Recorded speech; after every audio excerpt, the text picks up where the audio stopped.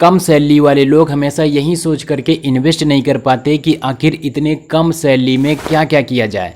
Salary का कुछ percent amount तो उनके ज़रूरतों में खर्च हो जाता है और बचा हुआ अमाउंट उनके इच्छाओं के ऊपर खर्च हो जाता है।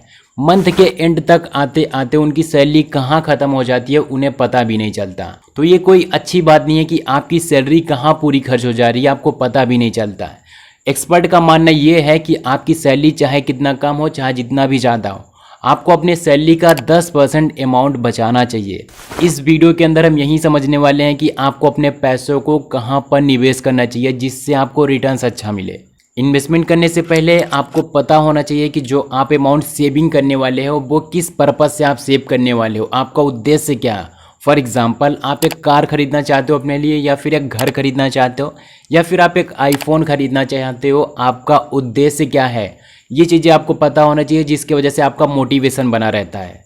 एंड नंबर सेकंड आ जाता है कि आप कितने सालों के लिए इन्वेस्टमेंट करने वाले हो। ये भी चीज़ें इंपॉर्टेंट होती है कि आप शॉर्ट टर्म में इन्वेस्टमेंट करना चाहते हो, 3 साल 4 साल 5 सालों के लिए इन्वेस्टमेंट करना चाहते हो, या फिर आप कोई लंबा इन्वेस्टमेंट करना चाहते हो 12 साल 15 सालों के लिए। तो आपको पता होना चाहिए कि आप शॉर्ट टर्म इन्वेस्टमेंट करना चाहते हो या फिर आप लॉन्ग टर्म इन्वेस्टमेंट करना चाहते हो।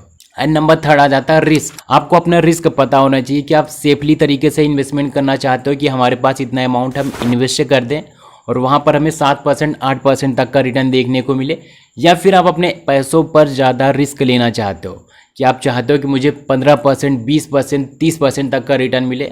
तो आपको पता होना चाहिए कि आपका रिस्क टॉलरेंस क्या है, कि आप कितना रिस्क जनरेट करना चाहते हो, आप कितना रिस्क ले सकते हो अपने पैसों के ऊपर, आपको पता होना चाहिए। तो इस वीडियो के अंदर मैं आपको 5 पॉइंट्स बताने वाला हूं जिसकी सहायता से आपको पता चल जाएगा कि आपको इन्वेस्टमेंट कहां करना चाहिए। पॉइंट नंबर 1 आ जाता है एफडी। एफडी का मतलब होता है फिक्स डिपॉजिट। सबसे कम रिस्क यहाँ पर आपको देखने को मिलता है। पापा मम्मी का सबसे प्यारा बेटा होता है। जैसे पापा मम्मी कहेंगे सेफली तरीके से यहाँ पर इन्वेस्टमेंट हो जाएगा, आपको यहाँ पर रिस्क नहीं मिलेगा। अगर आपके पास एफडी के लिए कैपिटल है 2 लाख 3 लाख रुपया, किसी के नाम पर आप एफडी करवाना चाहते हो तो आप करवा सकते हो। बैंक में जाकर के ये सारा प्रोसेस आप इजीली करवा सकते हो, हर किसी को पता है एफडी में। और एफडी का अभी करंट टाइम में देखा जाए तो 7 से 8% तक का इजीली आपको रिटर्न मिल जाता है। तो अगर आप बहुत ही ज़्यादा सेफ ऑप्शन जानना चाहते हो तो एफडी आपके लिए one of the best option होता है। नाउ पॉइंट नंबर सेकंड आ जाता है पीपीएफ। पीपीएफ का फुल फॉर्म होता है पब्लिक प्रोविडेंट फंड। पीपीएफ में इन्वेस्टमेंट करने के लिए आप बैंक में जाकर के इन्वेस्टमेंट कर सकते हैं और इसके साथ ही साथ आप पोस्ट ऑफिस में भी इन्वेस्टमेंट कर सकते हैं।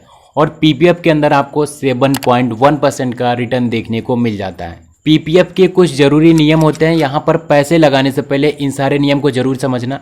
जैसे कि 15 साल के पहले आप यहाँ पर अपना पैसा नहीं निकाल सकते, और अगर 7 साल कंप्लीट हो जाता है तो आप अपना कुछ परसेंट अमाउंट निकाल सकते हो, लेकिन पूरा आप अमाउंट नहीं निकाल सकते हो। पूरा आप अमाउंट तभी ले सकते हो जब 15 साल कंप्लीट हो जाता है। और एक ज़रूरी बात, पीपीएफ के अंदर आप छोटा छोटा अमाउंट करके भी इन्वेस्टमेंट कर सकते हो और इसके अलावा आप डायरेक्टली बड़ा अमाउंट भी इन्वेस्टमेंट कर सकते हो। नाउ पॉइंट नंबर थर्ड आ जाता है आरडी। आरडी का फुल फॉर्म होता है रिकरिंग डिपॉजिट। अब आरडी भी कुछ हद तक पीएफ के जैसा ही होता है, यहाँ पर भी आप छोटा छोटा अमाउंट इन्वेस्टमेंट कर सकते हो। जैसे कि आप म्यूचुअल फंड में छोटा छोटा अमाउंट करके मंथली वाइज एसआईपी करते हो, उसी प्रकार से आप आरडी में भी छोटा छोटा अमाउंट करके इन्वेस्टमेंट कर सकते हो। और आरडी जो आप करते हो वो बैंक से भी करवा सकते हो और इसके साथ साथ आप पोस्ट ऑफिस से भी आरडी करवा सकते हो। और आरडी का जो सबसे बड़ा एडवांटेज होता है वो ये होता है कि आप किसी भी टाइम पर अपने पैसों को निकाल सकते हो। कोई भी आपके पास बाउंडेशन नहीं होता है, किसी भी टाइम पर आप अपने पैसों को विड्रॉ कर सकते हो। नाउ पॉइंट नंबर 4 आ जाता है स्टॉक मार्केट। यहाँ पर क्या होता है कि आप कम दामों में शेयर को खरीद सकते हो और जब शेयर की वैल्यू बढ़ जाए तो आप शेयर को सेल कर सकते हो, जिससे आप अपना प्रॉफिट बुक कर सकते हो। ये होता है स्टॉक मार्केट। अब स्टॉक मार्केट में रिस्की होता है। स्टॉक मार्केट उसी के लिए होता है जो थोड़ा बहुत रिस्क लेना चाहता है, उसी के लिए स्टॉक मार्केट बना हुआ है। क्योंकि स्टॉक मार्केट में आपको रिटर्न्स भी अच्छा मिलता है। जहाँ पर आपको रिटर्न ज़्यादा मिलता है, इस बात का ध्यान रखना कि वहाँ पर रिस्क भी ज़्यादा होता है। तो अगर आपके पास टाइम है, आप स्टॉक मार्केट के बारे में जानकारी रखते हो, आप स्टॉक मार्केट के प्रति इंटरेस्टेड हो, तो आप स्टॉक मार्केट में इन्वेस्टमेंट कर सकते हो। और अगर आपको इसी फील्ड में इन्वेस्टमेंट करना है तो आपके लिए सबसे बेस्ट ऑप्शन होता है निफ्टी 50। निफ्टी 50 का मतलब होता है कि इंडिया की टॉप 50 कंपनीज। निफ्टी 50 में आप अगर इन्वेस्टमेंट करते हो तो इंडिया की टॉप 50 कंपनीज में आपके पैसे इन्वेस्टमेंट हो जाते हैं। और निफ्टी 50 का अगर हम 20 सालों का पिछला रिकॉर्ड देखें तो यहाँ पर आपको 13% तक का ईजिली रिटर्न मिल जाता है। तो इसलिए सेफ ऑप्शन होता है निफ्टी 50 में आप इन्वेस्टमेंट कर सकते हो। नाउ पॉइंट नंबर 5 आ जाता है म्यूचुअल फंड। देखिए म्यूचुअल फंड क्या होता है ये भी चीज़ें समझना ज़रूरी होता है।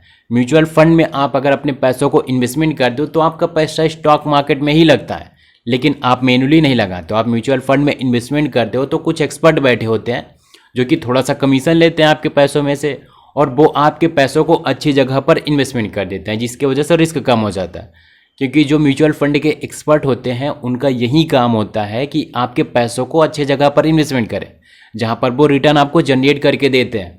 उनका यही काम रहता है, दिन भर वो यही रिसर्च करते हैं कौन से कंपनी में लगाना है, कहाँ पर इन्वेस्टमेंट करना है, किस सेक्टर में लगाना है, कौन सी कंपनी अच्छा परफॉर्म कर रही है, कौन सा सेक्टर अच्छा चल रहा है। वो आपके पैसों को वहीं पर लगा देंगे और आपको रिटर्न मिल जाता है। तो म्यूचुअल फंड के अंदर भी आपको 14 से 15% तक का रिटर्न देखने को मिल जाता है। और म्यूचुअल फंड के अंदर बात ये भी होती है कि आपको यहाँ पर टाइम ज़्यादा नहीं देना पड़ता। आप एक बार इन्वेस्टमेंट करके छोड़ देते हो तो आपको रिटर्न्स मिलते रहते हैं लॉन्ग टाइम के अंदर। अब यहाँ से एक बात समझ में आती है कि अगर आपके पास ज़्यादा टाइम नहीं है और आप रिटर्न्स भी अच्छे जनरेट करना चाहते हो तो आप म्यूचुअल फंड में या फिर निफ्टी 50 में इन्वेस्टमेंट कर सकते हो। और अगर आप चाहते हो कि आपके पैसों पर ज़्यादा रिस्क हो, ज़्यादा रिटर्न मिले 20% के ऊपर, तो आप स्टॉक मार्केट में इन्वेस्टमेंट कर सकते हो।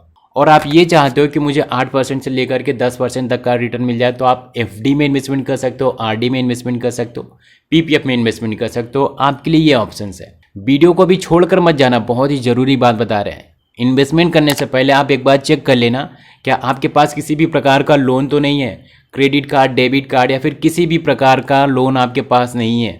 अगर लोन नहीं है तो भी आप इन्वेस्टमेंट करना स्टार्ट कर सकते हैं। और सेकेंड नंबर, आपके पास एक इमरजेंसी फंड होना चाहिए।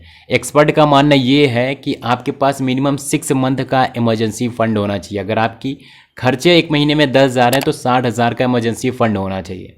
खुदा ना खास्ता अगर आपको कुछ हो जाता है या फिर आपकी जॉब छूट जाती है, XYZ आपको कुछ भी हो जाता है, तो कम से कम आपके पास 6 महीने का बजटिंग प्लान होना चाहिए, जिससे आप नई जॉब सर्च कर पाओ या फिर आप अपने लाइफ में स्टेबल हो सको।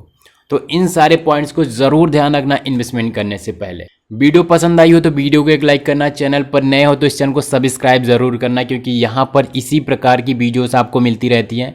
और अपने दोस्तों के साथ, फैमिली मेम्बर के साथ यह वीडियो शेयर करना मत भूलिए। Thank you so much for watching this video.